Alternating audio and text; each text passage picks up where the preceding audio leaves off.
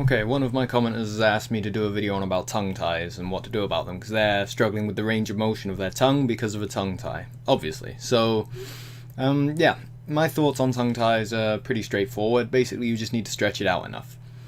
I know there's a lot of debate in the medical community about what causes a tongue tie and the best way to go about it. Normally, surgery is recommended as the only way to do it, but I think that comes from the same point of view, the same perspective as the way most dentists and most doctors will view the face. They'll see it as pretty fixed, you know, a genetic thing, just, you've got whatever genetic code or whatever you've got, and your face will grow because of it, but that's clearly not true. I don't care if there's a medical study or not backing up the opposite statement, just it's not true at all that the face is completely set in stone and determined only by your genetics. It obviously responds to environmental forces. That's what the field of epigenetics is all about, and I believe it's the same issue with the tongue. I don't know exactly what causes it in all cases. There's probably multiple components to it. Could be nutrition, could be partially genetics, could be anything, but I believe quite strongly that if you stretch the tongue out enough by continuously striving to get it up on the roof of the mouth, you will eventually make it more pliable, make it, you know, make the whatever it's called, frenulum, whatever it's pronounced, like, you will make that longer, more pliable. You'll get better and better at doing your tongue posture properly the more you try to do it.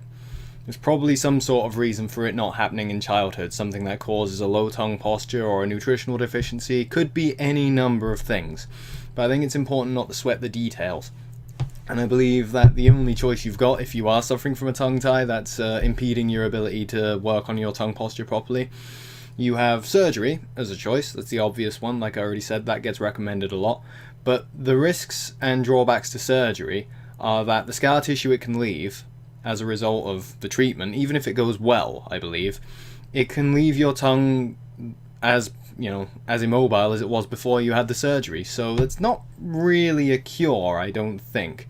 I'm not saying that it's definitely always going to be a bad result. Not at all. It could be very good. It could be. And it's an option you might want to consider if your tongue is that restricted. But if I was in that situation with a tongue tie, I would highly consider just giving myself a year of continuously trying to improve my tongue posture by stretching it to move it up to the roof of the mouth as best as I could. And I would see what results that would get. I'm pretty certain it would result in the tongue getting more pliable, looser, more able to posture itself correctly. And on the Craniofacial Action Group on Facebook, which is a place where people discuss all this stuff, if you haven't checked it out already, look it up and go check it out. But on there, someone asked that question, and Dr. John Mew responded, and he said more or less the same thing I'm saying now, which is if you stretch the tongue out enough, it will adapt.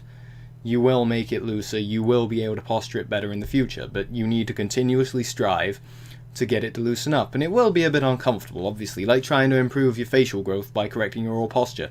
It's going to be uncomfortable because what's comfortable and natural to you has led you to the situation you're in physically with the development you've got, like with me. What was natural for me was posturing the tongue against the front teeth when I swallowed. It means I've got gaps. It means it feels unnatural to try to correct that, but it doesn't make it wrong. It just means that I've got to put the time and the effort in to gradually get my oral posture better and better, and over time these will close, and I feel it's very, very similar with the tongue tie issue.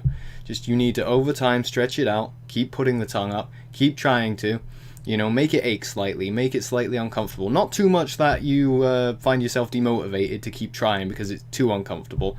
You don't want to be putting yourself in absolute pain trying it, obviously. But do strive to stretch it out, and do strive to stretch it out more and more over time till you get to the point where you can posture it against the roof of the mouth as you should. So yeah, I hope that answers that. Best of luck to you. I'm completely open to debate on these subjects because everyone has a different opinion on them. You know, I'm keen on hearing all of them. I'm keen on finding out the truth about this stuff, and best as I can tell, we end up with the development we've got because of the way our environment shapes us.